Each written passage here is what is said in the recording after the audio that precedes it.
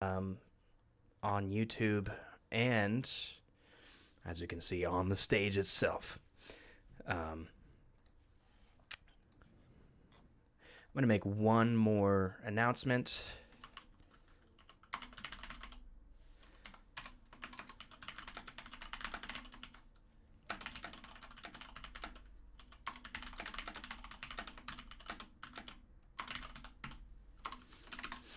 Okay, and then this is the Google Meet here.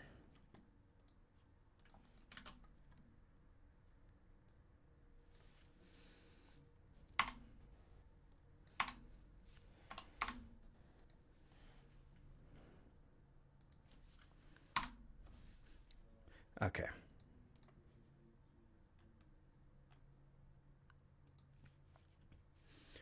Fantastic. I'll just keep an eye on the chat and such. If you guys have questions throughout today's presentation, I can't hear you, Tay. If you guys have questions throughout today's presentation, feel free to go to the bulletin and see the Google Meet invite. If you don't want to voice any questions of any kind, no worries. Leave a comment in the event stage or on YouTube. If you're watching live on YouTube, I will make sure that Jeff is able to get to them when he can. And that can be either during or after everything is finished. So, and this is this is Donnie right here, one of the designers in Designly. We're just gonna wait a few more moments. Generally speaking, takes people about maybe a minute or two to join after the event goes live. So, anyway. Yeah, I mean, it is a little bit weird saying Jeff. He is my father. So, happy Father's Day for those that celebrate it, as well as those in the U.S. Hope that you're spending time with your family in some regard. I guess this is kind of, even though we're in different states, this is how we're celebrating our Father's Day together. So, it's a pleasure to have you guys be visiting our presentation today. For the most part, I will be muted unless there is a question that is typed out. I'll be sure to make sure that Jeff sees that for you. So we should start. We should start our event now, Dad. What do you think?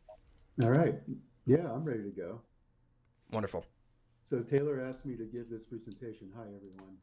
I'm on vacation. I'm on an island out in the ocean and really enjoying myself, and there's nothing more that I'd rather do. Anyway, thanks for inviting me. What I'd like to do is share with you some experience I've had building my own businesses. Perhaps you'll get some nuggets of information to be helpful to you through this. So I wish we could be a little more interactive. I'm kind of curious of the group. You can raise your hand. How many of you have a business right now? You could raise your hand if that's true.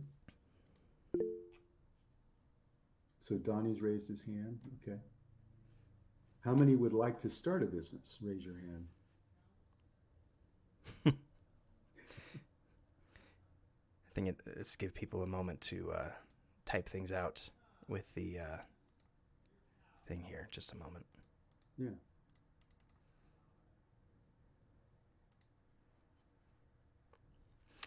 The question was, in case you guys missed it, who here is looking to start a business or is in the process of starting their business?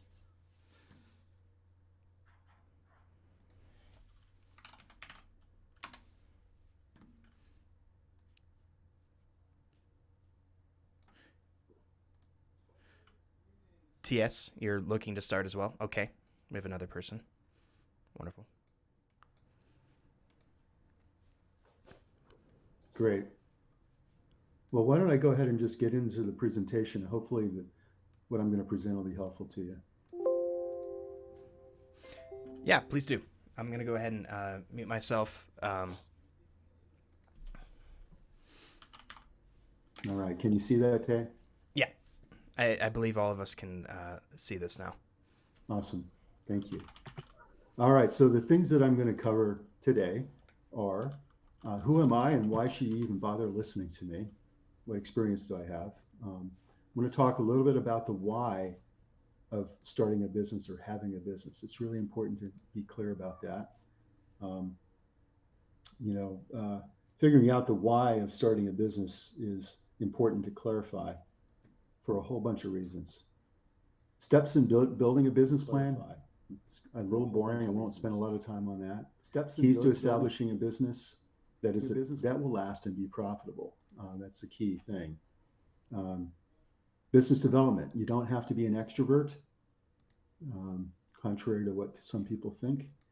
And then thoughts on a business in graphic design. So those are the topics I'd like to go over today. I've got probably a 20-minute presentation, but I'm going to be breaking during each of the topics, following each topic for questions, and please put them in the chat and Taylor will read them out. So topic 1, who am I and why listen to me? The picture on the right is me with the company logo in our office in Portland. So I'm a founder and former president of GSI Water Solutions. Did that for 23 years. It's a groundwater geology consulting business. We started with 3 people in a farmhouse. We are now 80 plus people, employees in 5 offices, 2 here in California, where I live now. Business development is one of my key skill sets. So we'll be touching quite a bit on that. How do you build business? How do you attract clients? And recently I started a business called Confidant Advisors. It's set up to advise managers and business professionals, company presidents, that kind of thing. So topic 2, why are you wanting a business? I mentioned the question of why. Your business reflects your deeper values and principles. And so clients will be drawn to your why. People that you work with will be drawn to your why. And so we'll talk more about how to integrate that into your work. It's far more than, say, graphic design. You'll see here on the lower left is a cool graphic that I included just to show you guys, since many of you are graphic designers. That design was generated using AI, which I thought was really fascinating. Obviously, there are a lot of parts of it that aren't real, but the design elements are cool, and I just want to share that with you. So why are you wanting a business? So what's really key here is, figuring out the why of what motivates you. What are you good at? Do you feel good doing it? Is it about the money? Because if it's about the money, and if that's the primary mission, you're probably not going to be attracting the kind of clients and the kind of business that you want in reality. And we'll talk more about that in a minute. Be very clear about your mission. Think about your brand. Branding is really important in the marketplace. That's people see your logo, people know the kind of business that you are and what you do and what you stand for. So you got to protect it at all costs. What values do you wish your brand to embody? This is getting to the why of starting your business or having a business. Does your mission fit your why? And you need to write a mission statement. And this is important. I know, why bother with something silly like that? It's not really what I want to do. It really does help you clarify what you're doing in your business, where you're going, and what you're saying to your clients. So the mission statement is who you are, what you do, who you help, and how you help them in 2 to 3 sentences. Who you are, what you do, who you help, and how you help them in just a few sentences. There's plenty of references online that'll help you with writing that mission statement. It's short, concise, clear, helpful for others to see immediately what you're about, what the why is about what you're about in your business. Now, the who is important. Who is already providing the service that you're trying to um, develop? And who is your target client? So who else is in it already? What makes them successful?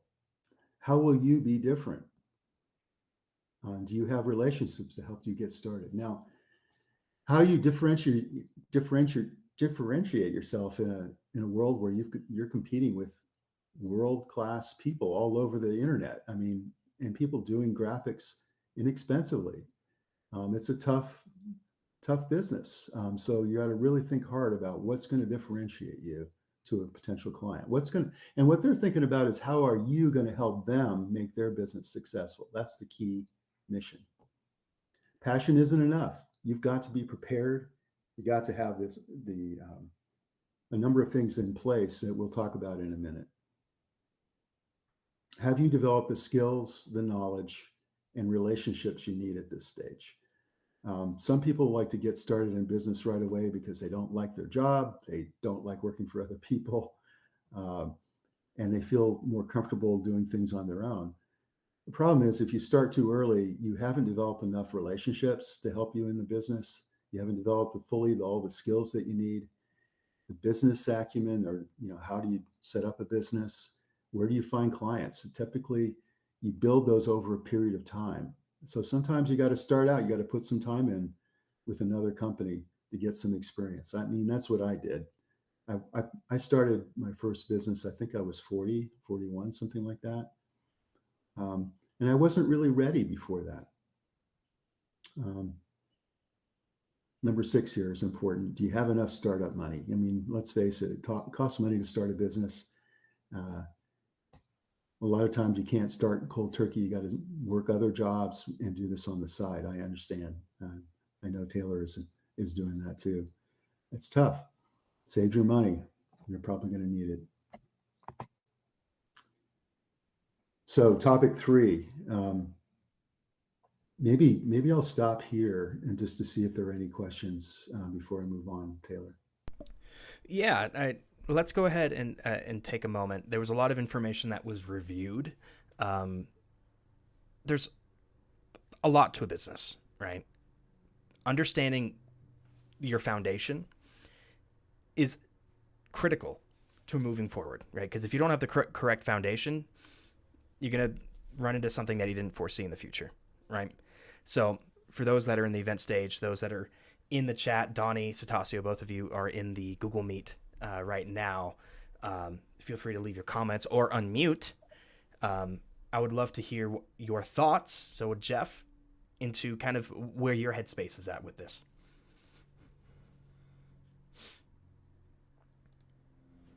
We can wait till the end too. That's no problem. Satasio is saying that he is paranoid about losses and the risk associated with that. Is there good advice on mitigating that type of thing? No, that's definitely a real concern. When I started my company, 23 years ago, Taylor was just a little kid running around, and I had 3 kids and a mortgage, and so I was really paranoid about whether I could make it. I had to really dig deep. Basically, whenever you start a business, it's going to be risky. What we're trying to do here is mitigate the risk, lower the risk to the extent we can, but there's no such thing as getting rid of the risk. And I'll talk a little bit more about how to go about doing that here as we go on in the presentation. That's a great comment. Well, I mean, I don't think that you said this as well as you could have. You put your own house on a lien with the bank for a loan for your business. So if the business failed, you would have lost the house. Yeah, it was very possible so for that to have happened. Yeah, and it comes down to believing in yourself. Believing in the concept. Do your homework ahead of time. Yeah. Sometimes it's easier to kind of move into a business slowly, while you still have an income, Yeah. but it's a leap. Yeah. Bigger risk, bigger reward is what Saif said in one of the chats. And Exactly. I suppose that kind of did pay off now, didn't it?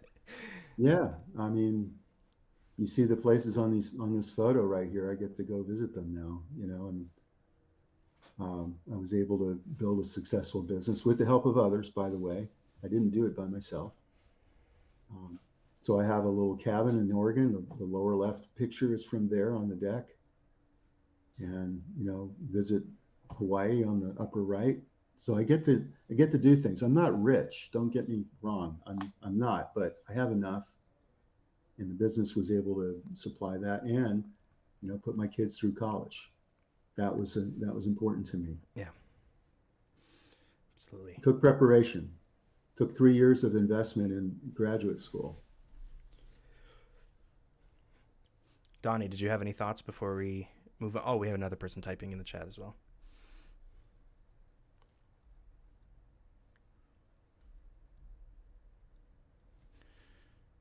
Just waiting for this comment to go through. Okay. Thank you, Donnie.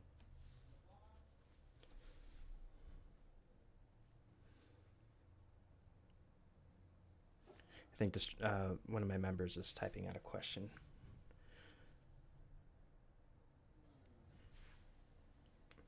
Okay. All right. I think we are good to move on to the next part of the presentation. Okay, great. I'm going to go over a few steps in building a business plan, and hopefully you'll learn why it's important to even have a business plan.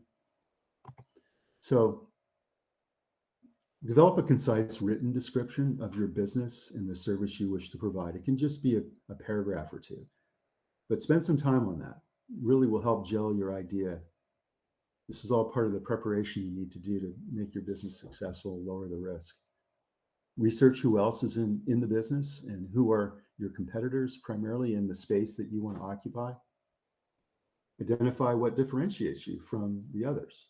Do you have a particular style? Are you going after a particular business niche, a type of client that others are not seeing right now?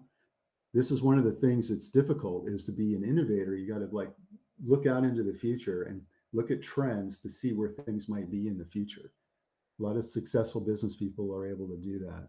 Spend some time thinking about that.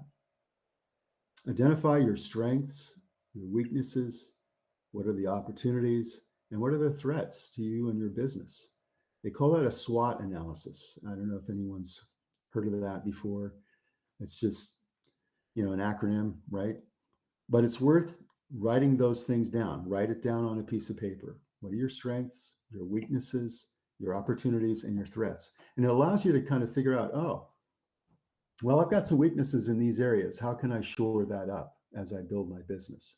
That will help mitigate or manage your risk and uncertainty. Likewise, the threats. What are some threats? Is there something about your financing that's a threat? Is there something about your business partner you're not sure of? I don't know. Write it down and figure out what it will take to offset that threat. And continuing with the business plan, clearly describe the services you will be providing. These are headings that you'll put in your business plan. And this only has to be a few pages. It's not some big, long thing. What steps do you need to go through to start the business? Do you need permits? Do you need a business license? Do you need insurance? Do you need a new computer? Whatever it is. And are there costs associated with those things? Developing the financial plan, and again, in a very simple sense, what are the startup costs and what are your ongoing expenses? So if you're going to have your office out of your home, do you have all the computer equipment you need if you're doing graphics or IT? Do you have everything you need? Or is there something you need to spend money on up front? What are your ongoing expenses? Eventually, you're going to want to pay yourself. So how are you be compensated? And how does that look over time? You need a revenue model, which is essentially, are you going to work by the hour? Are you going to work on a lump sum per project basis? That kind of thing. Think about that. Maybe it's a combo. You need a rollout schedule. So the timing of expenses and your expected revenue is important, right? It's how you figure out what's called cash flow. You know, it's not good enough just to look at the total cost per year. You got to make sure that you can cover your costs and that you have adequate revenue through the year. So that's why people put together they put together a monthly budget, and I'll talk about that in a minute. So this is the business plan concept, and I'll stop here in case anyone has any questions about this.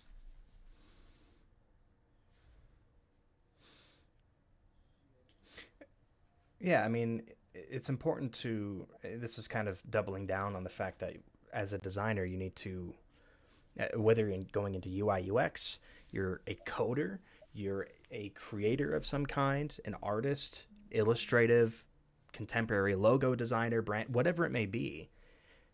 Just because you are fitting into a niche doesn't mean that that automatically makes you competitive. That means that you need to do your research into who else is in those spaces, who do you think is doing well, who do you think is following trends, and how do you keep up with them, or how do you avoid them, right?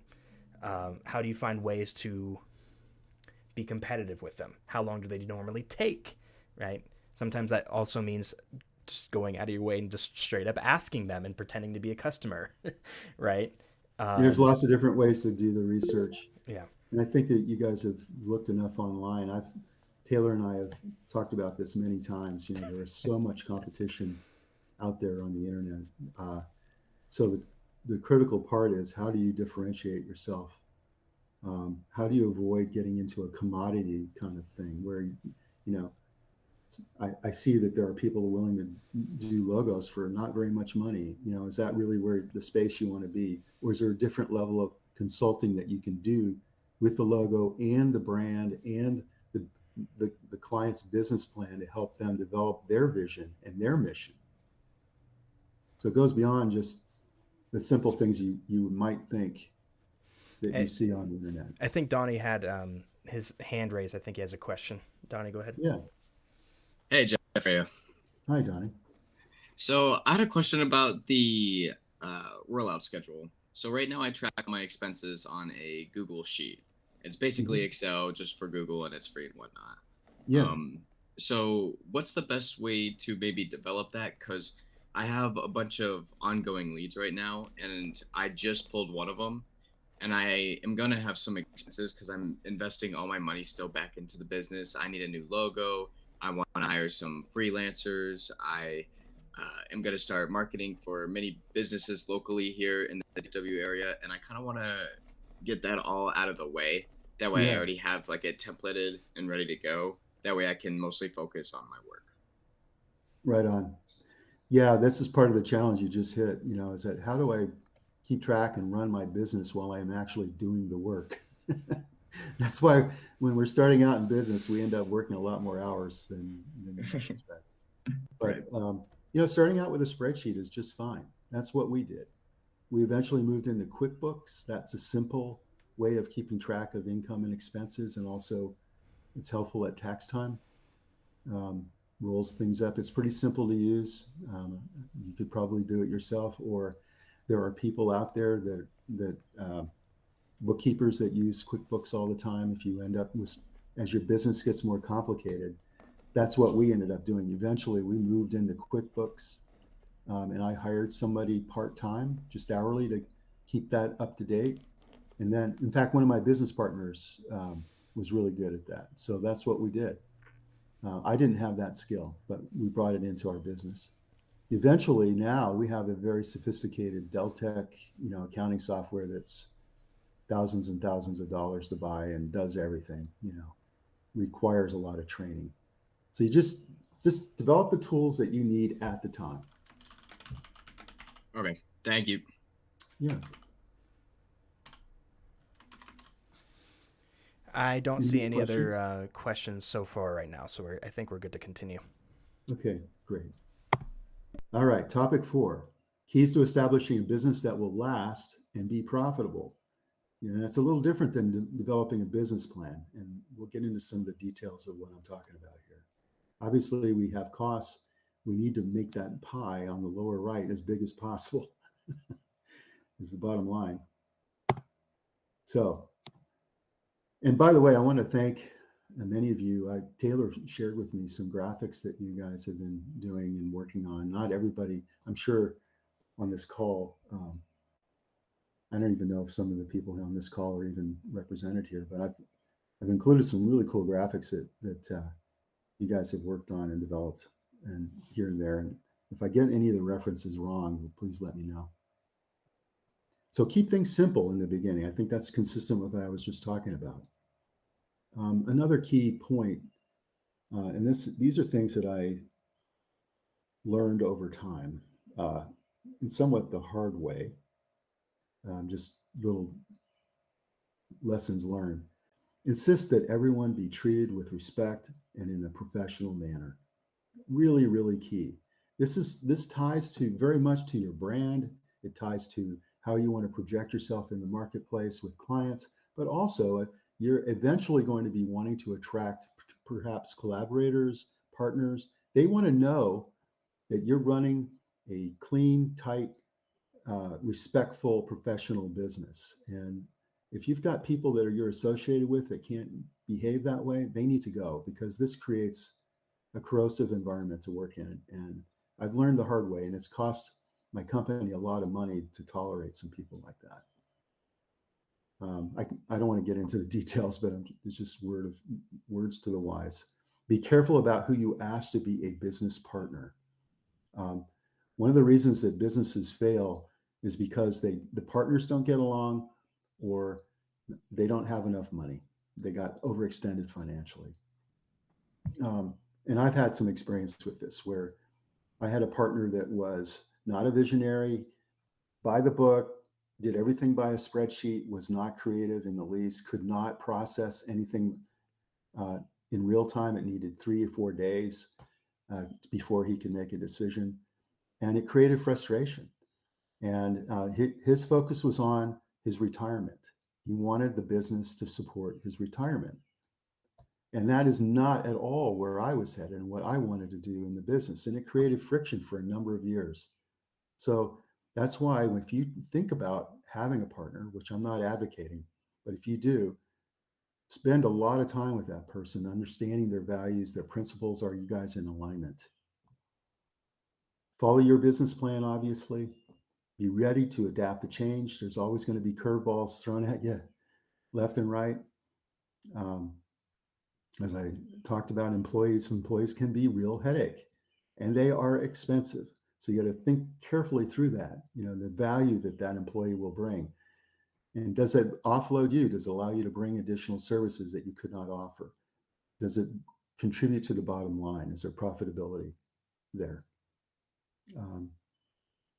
Make sure you're not overextended financially. I mentioned before that was one of the reasons why many businesses fail. So stick to your business plan and your budget. And here we are, build and stick to a budget monthly. Key point. And again, a spreadsheet is just fine. Keep up with your paperwork, meaning taxes, bills, invoices, even though you don't want to. I mean, it's in the way. Running a business is time consuming. A lot of people in business end up doing that stuff after hours.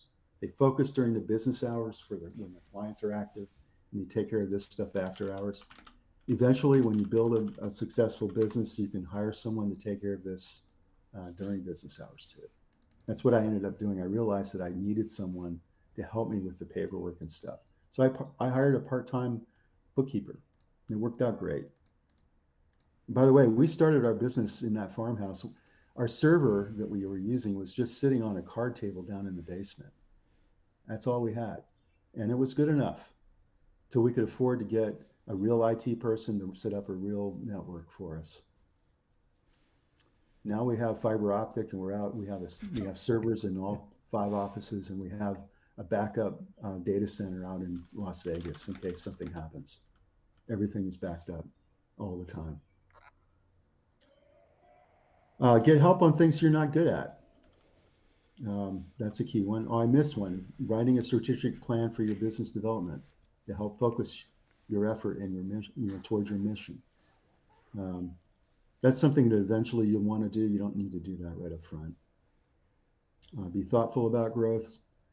Um, the key thing there is, and I learned this, there are lots of things that have to be in place as you grow. If you bring in employees, there's taxes, there's HR things, there's OSHA, there's all kinds of state things that are required. Um, so you have to have your framework, your business framework built up enough, your IT, your HR stuff, human resources, to be compliant, to accommodate growth if you're going to hire people. Establish your brand and be consistent with it. That's the key. I talked about that from the beginning. Be responsive and always do good work. I mean, you're going to hear this theme over and over. I view this as one of the biggest differentiators for me and my company. All of our staff understand that that's the key. Don't be afraid to bring bad news to a client, but always offer solutions and being proactive. Don't wait to share bad news. If you're delayed, if you're going to be late, if you need more money and you just can't do it within the budget, whatever it is, be willing to talk about it, but bring solutions. Clients do not like surprises. That's the number one thing. But if you've built up enough trust in your relationship, and you're going to talk about relationships here in a minute, if you've built the trust, you'll build a lot of grace for dealing with problems that come up later. And we were overran a budget by $200,000 one time, and we were told, we were a subcontractor, and we were told to do the work. Okay, but the problem was we were counting on the prime contractor to have been communicating with the client, and they weren't. So here we were hanging out $200,000. Well, eventually, because of our relationships and because of the trust that we had built and the goodwill that we had built, we were able to recover all of that money. But that was a big deal, I can tell you. That was a scary deal. Yeah. This kind of ties into not just like the relationship, but how you build that, right? And this is just for your context, Dad. Within my community, I have always advocated for approaching and pursuing sales-like tactics. And the best way to do that is, of course, doing your due diligence, the process of like how to build rapport, how to like when to sell, when to not sell so much, when to go to solution, right? And that all ties into the rapport aspect of, in the future, if you mess up, are they going to give you the leniency or not? Right. So they offer you grace to correct it. Exactly. Well, my feeling is, and this is my belief, I don't know if everyone feels this way, but I actually absolutely believe it. I was not focused on the money when I started my business. Basically, I just focused on the things that I've already talked about in building the relationships and building the business. And I believed enough in what I was doing that it was something that my clients wanted and were willing to pay for. I just let the money side of it aside. I managed it correctly, but I just decided, you know what I'm going to do is what I really enjoy and what I'm good at, treat my clients well, be responsive, and the money will come. That's just been my belief all along, and it's been true. So before we go into the next scary topic, that guy on the right, he's pretty scary. Do we have any questions or comments? And thanks for that comment, Taylor.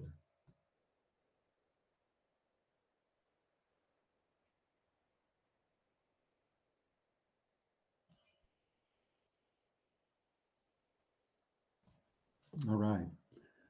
Doesn't sound like there are. I was muted. You can always catch that at the end. I was muted. Sorry. One of the comments was that was a great mindset. And it, quite frankly, it is all about mindset. Not just mindset in the moment, but mindset that's consistent, right? You need to have a mindset. It runs through my mission statement. It runs through my business plan. Yeah. It runs through how I build my relationships with my clients. um, because it all leads to trust and abundance, frankly. It's even in my field, which as the community knows, I was laid off by Pinterest MarketStar this last week on Tuesday. Um, no bad blood there, by the way. It was a fantastic experience, and I want more of that. I'm more hungry than I was before. Anyway, um, there would be times when my mindset is great. I have enough calls, I have enough people to talk to, I'm building relationships, I got deals moving through, and then there would be some weeks where it was dead, right? That is not a time for your mindset to falter, right? That's Yeah. when your mindset should Yeah. Let's stay solidify the strong. resolve. It needs to stay Yeah. strong so that you can continue to develop better and better weeks, right? And that did end up happening, right? Use it as an opportunity to say, you know what, maybe I just didn't do enough outreach that one week. I'm going to do that this week so that the following weeks are fantastic, right? Satasio asks, how do you prove yourself as a legitimate business among clients? Um, It's a little we're bit of a going to loaded talk a question. little bit about that in coming slides. I think that's a good question. Um, I think it's about process and how you present yourself. All right. So let's start with presenting yourself as a professional person, as someone who is caring about what this client needs in order to be successful, asking questions, listening is a key thing. And we'll talk. I tell you what, I'm going to get into that and more here in this topic in the next one. So don't let me forget to come back to that. Okay. I think that's a great question.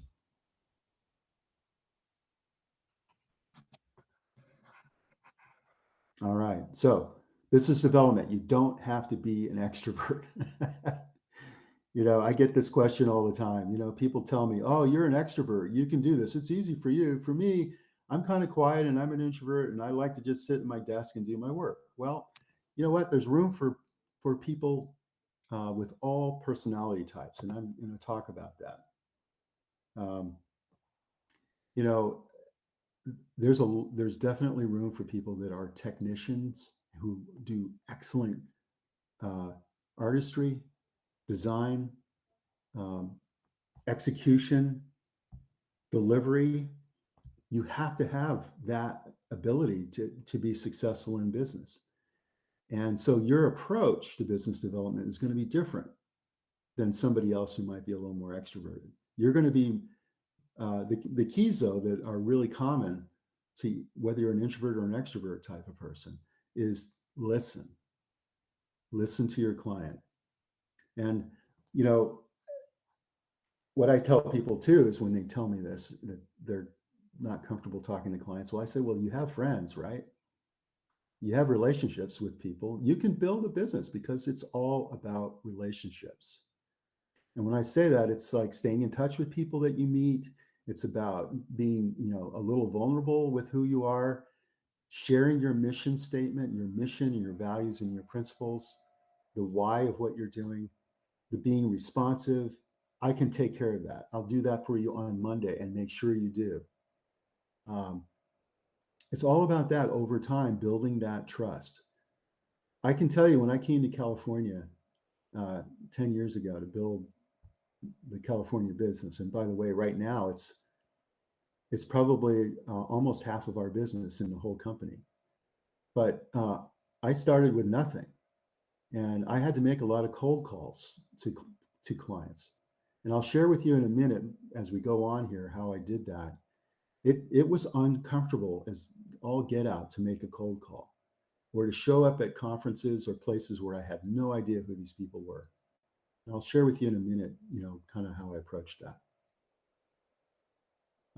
Most of my clients are friends now because I focus so much on relationships. People would tell me, I can clearly see what you're about. It's about relationships. Maybe not, there's not some business right now, but down the road, there could be. They'll remember you or they'll refer you. Or someone will hear about what you're doing, someone that has a really cool skill set. Maybe they do AI, for example, and they hook up with you because of who you are and who you've put out there in the marketplace. And I put in here, obviously identify potential clients early on and start talking to them. Don't sit back. A few other key points that have been helped me to be successful, and I've learned through mistakes that I've made. Be true to your word. Always do what you say you're going to do, and do it on time. If for some reason you can't, make that phone call beforehand to say, hey, I'm sorry, I can't deliver on this date, but I can deliver it on that date. And you usually will get the grace that you need if you've built the relationship, built the trust. And delivering the work that exceeds expectation is what delivers that grace for you.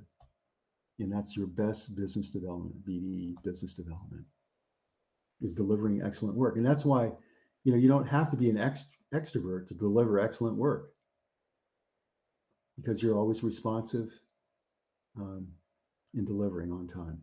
So when you're talking to a potential client for the first time, and I'll share some tips that I learned when I came to California to start this business here. And it was a completely different framework than what I was used to up in Oregon. Avoid talking about yourself. I mean, there's a tendency to want to share, I've got all this great stuff on my silver platter. Can't you see it? They're not going to be tuned to you. They're like checking you out. It's like, who are you? Can I trust you? I've got a boss, and I've got, a city council, or I have these people that I have to answer to. Is this person, meaning you, are you going to help me represent myself well?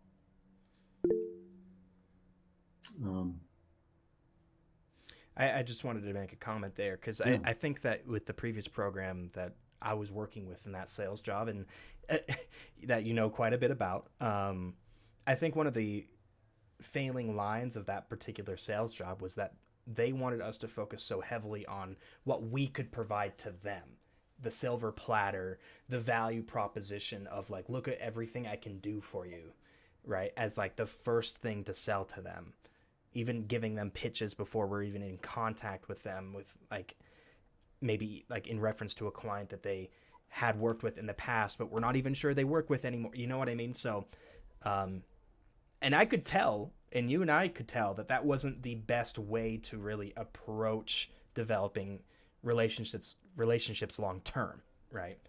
So I just wanted to make a comment there because that kind of coincides with some pain points with Your experience. my experience.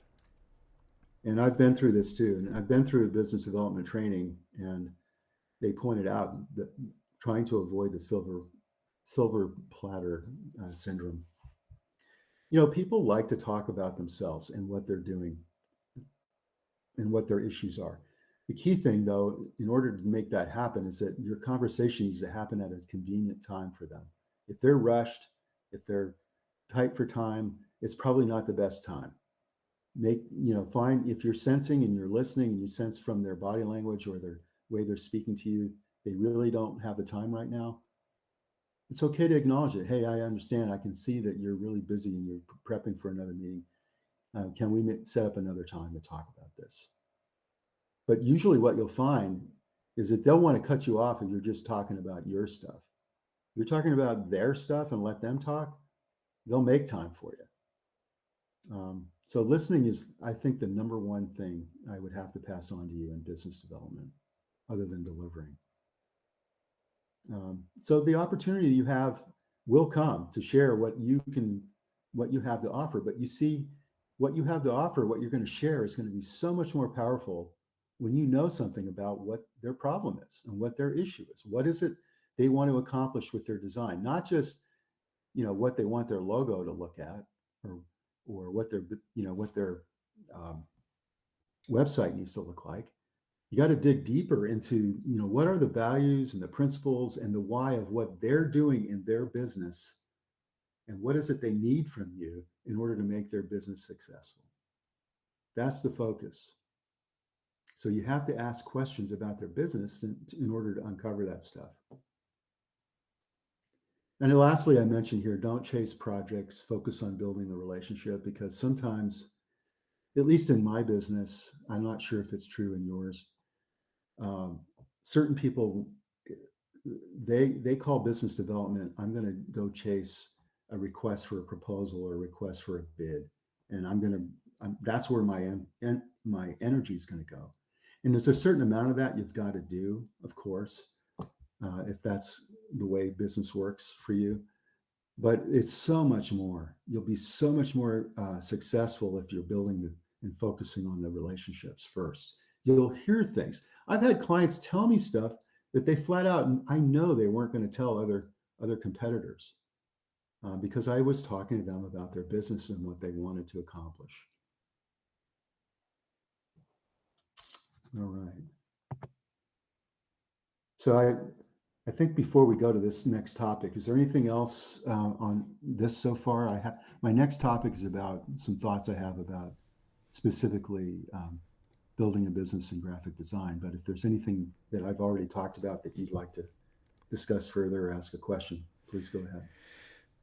I just wanted to say, when I was first starting out in design, I found success working with my peers, my mentors, and even family who would recommend me projects to people, and I would message them, right? This has happened many, many, many, many times. It's actually funny that one of the first projects I ended up working on was back when I lived in California, was a pet grooming salon that one of my cousins was working at. And they had that logo on their business for like almost 10 years.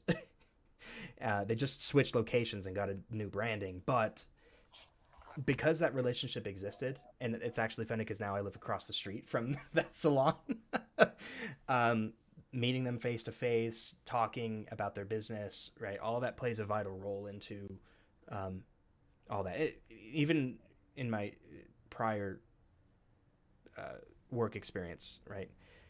A phrase that was often tossed out was, every interaction in these types of spaces is a mini interview, right? So you see these people acting aloof on Twitter, you see them behaving badly or trying to get views and clicks, and then they're failing to see they're not building any relationships in that way. Who would want to build a relationship with someone that's like going out of their way to make people mad or saying inflammatory things, right?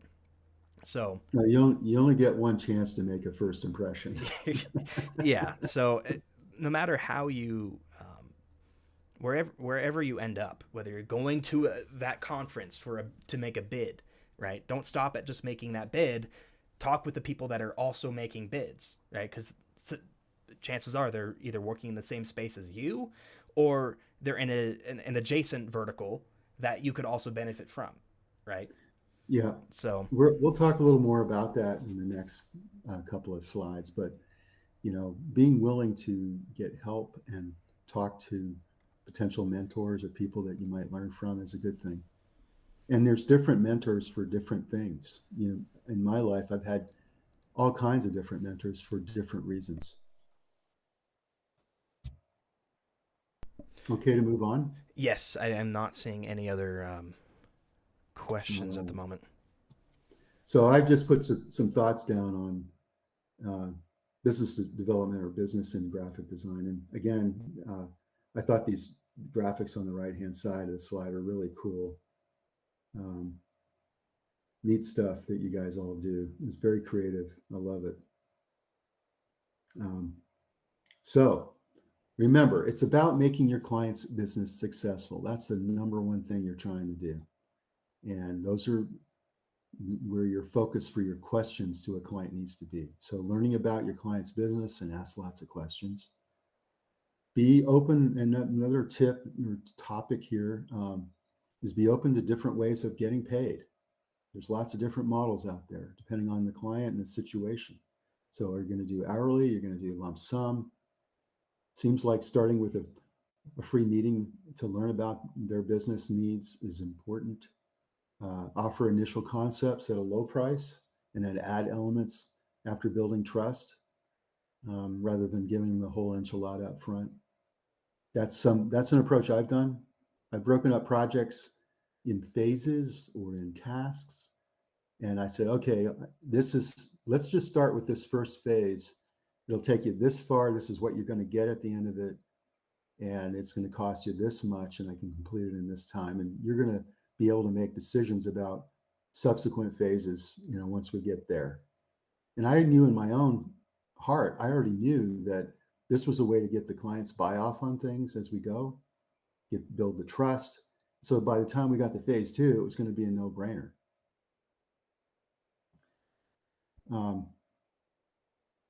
Be upfront about your pricing. How you work with your pricing is good, and be flexible about it. I mentioned being yourself. It is about selling yourself, and being yourself. And clients want to work with people that they like. Be likable, have a sense of humor, be good to work with. I can't tell you enough how that's been important in my business anyway. And I'm in geology and groundwater and wells and stuff like that. I mean, a lot of my clients don't have any idea what the heck I do. So I try to make it fun, Let's see. So building a client base. I know that this is an important part of the topic that folks are interested in. So how do I get clients? So we talk about the networking, making those phone calls, showing up, whether it's, at a conference, whether it's at a place where that the people in your field or the decision makers are going to be at some particular location. Look for businesses that have poor websites. It's kind of an easy one. Start talking to businesses that interest you. That helps. You'll make a connection with the business person if you like what they're doing. Be enthusiastic. So another point, what media platform will be seen by the most potential clients? I have to say I'm not that familiar with the graphic design world. I see what I see on the internet. I've talked to Taylor a bunch about this. I see a tremendous amount of competition, people offering graphics for really low prices, too low, by the way. They're undercutting what the real value is in what you're offering. So being in the right platform where your clients are is really the important thing. Make an attractive portfolio and show your best work. I think that's a no-brainer. I think you all are already doing that, those of you are in design. And of course, your website is critical to displaying your work, conveying the why of your message and your mission statement. I can't tell you how many clients have said, oh yeah, I checked you guys out on your website. Or I don't even know if website is where people go now. Maybe it's Facebook, maybe it's Instagram. I don't know. I'm a little bit old school, but I do know this. Many of my clients, you have to think about the demographic and the age of your clients. Where would they be? Where would they be looking at your work? I think something. Consider a display or a booth or at a trade show, do online demonstrations. Could artificial intelligence help you? Something that might be helpful as well.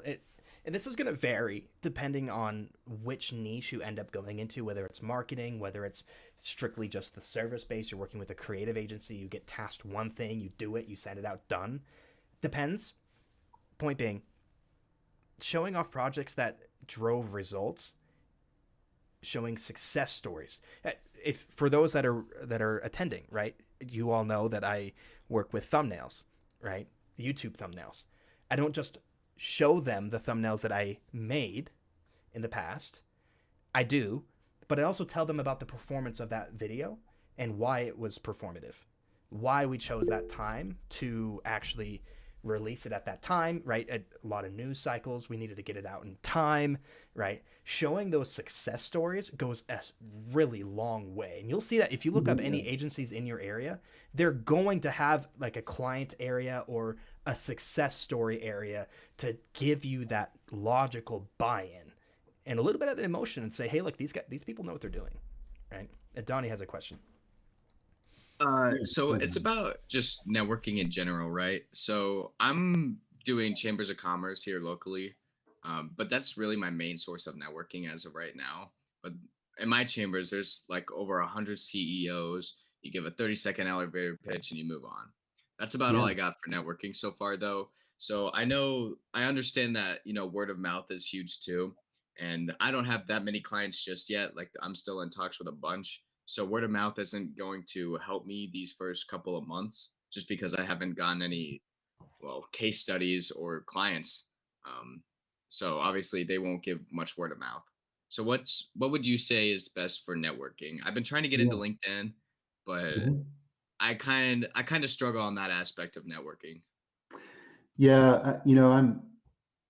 Let's face it. I mean, since COVID, things have changed. Obviously, people think differently about networking, but I really believe that more face-to-face time is important.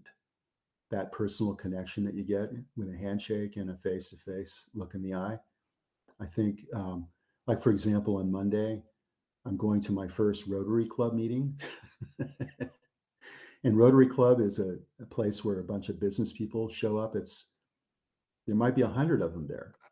And so one of the things I do know is that they have committees. They have a committee for fundraisers and for organizing, giving ways of giving or helping disadvantaged communities or things like that.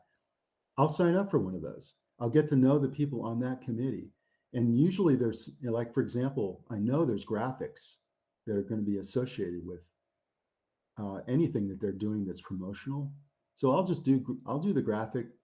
The first one, I'll just offer to do it, for example, um, for free.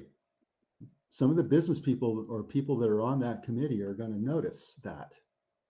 Um, so I don't know. I'm not as familiar with how you network in your business, but trying to get to where people that make decisions about content of what they're doing, how they display themselves. Maybe there's some web design conferences. Maybe that, you set up a little booth for your business and to display your stuff. That's one way that we've done it. That way you get to talk to people face to face. Sometimes I don't know if in your conferences if there are presentations that are given. So you sign up for a presentation on something cool. Maybe I'm just throwing this out there. How did I use AI to enhance my graphic design capability? It's not replacing you, but how do I use it to enhance? To show that a client how it could really enhance their business um, efficiency or their business uh, financial position. Gotcha. Thank you. Yeah. Yeah, this is the toughest part. How do you get clients? How do you start building those relationships? And all I tell people is you just got to show up. Showing up, what I mean by that is going to meetings, going to places where potential clients are, showing up, engaging.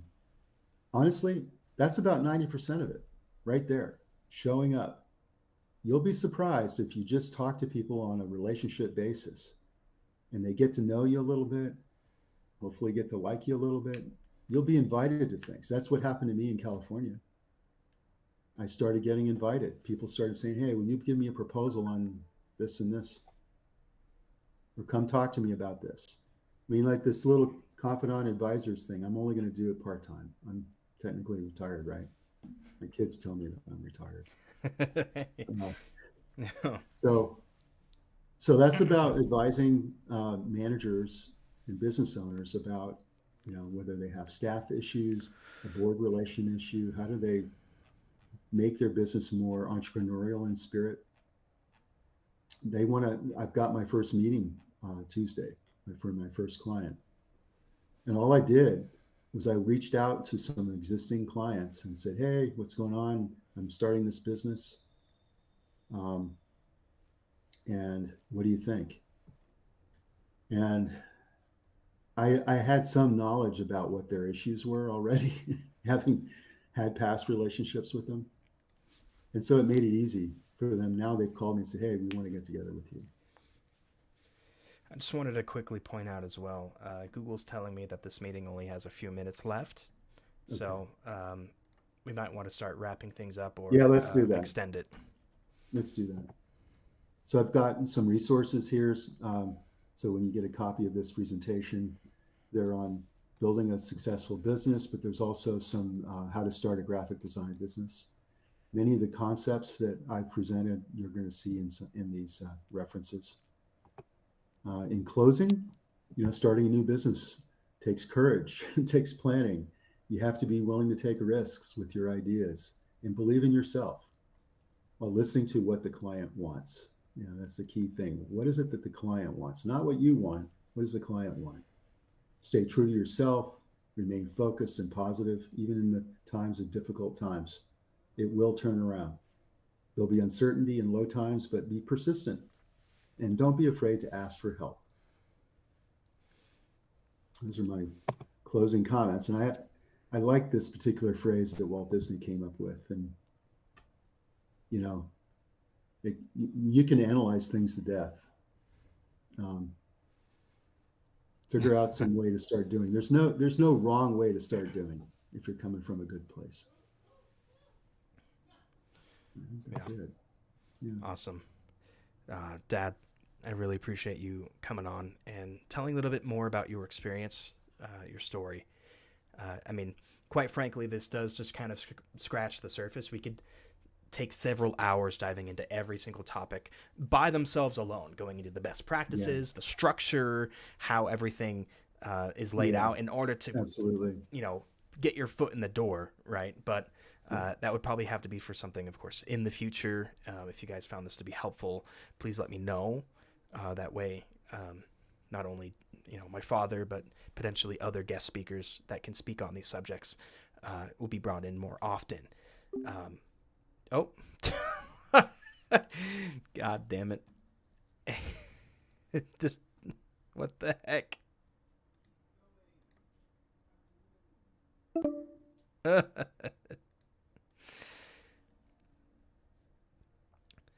love Google, but a little bit abrupt. I hate Google. I don't like that they did that.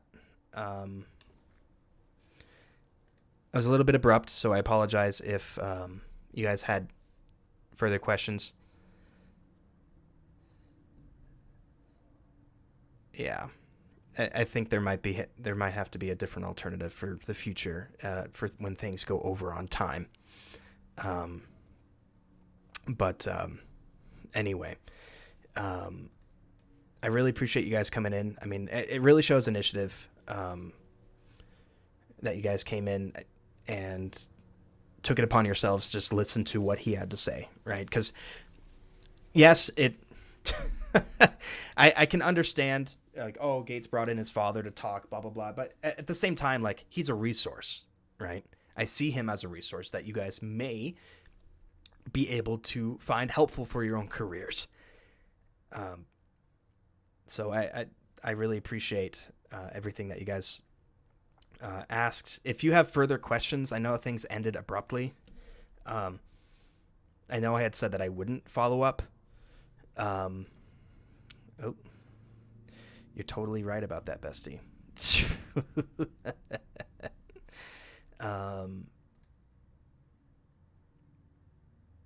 Okay, well, I'm gonna have to figure out how to change the name of that live stream somehow. I'm pretty sure I can go back retroactively, right? And do that. I don't need to, like...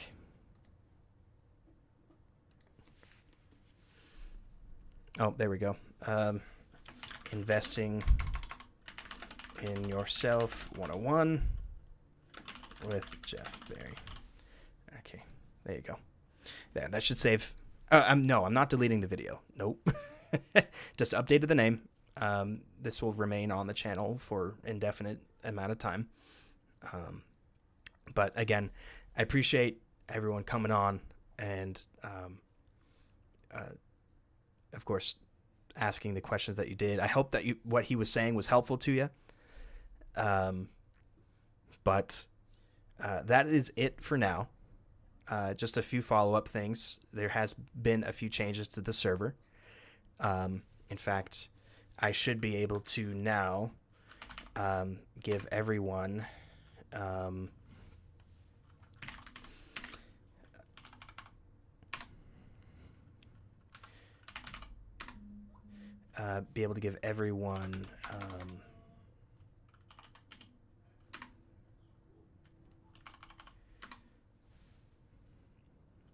maybe. They're still working out the kinks with the bots, but you guys, I have your names written down here. Just a moment. Distraction, Donnie, Satasio, and it's safe. You guys will be given some nibs for participating and lasting all the way till the end. You can also spend those nibs in the Shoply channel. I'm going to be adding more items to that store as well. Colors, other gizmos and knickknacks and stuff that you can take a look at. So tonight as well will be the launch of our first Design Bounty 2. So without getting into too much detail, that should be launching at approximately 7:30 p.m. Mountain Standard Time. And you guys will have approximately 7 days to complete that bounty if you're interested in grinding out those nibs. But anyway, thank you all so much for your time, and enjoy your Father's Day or enjoy your Monday. Really appreciate it. Thank you, guys.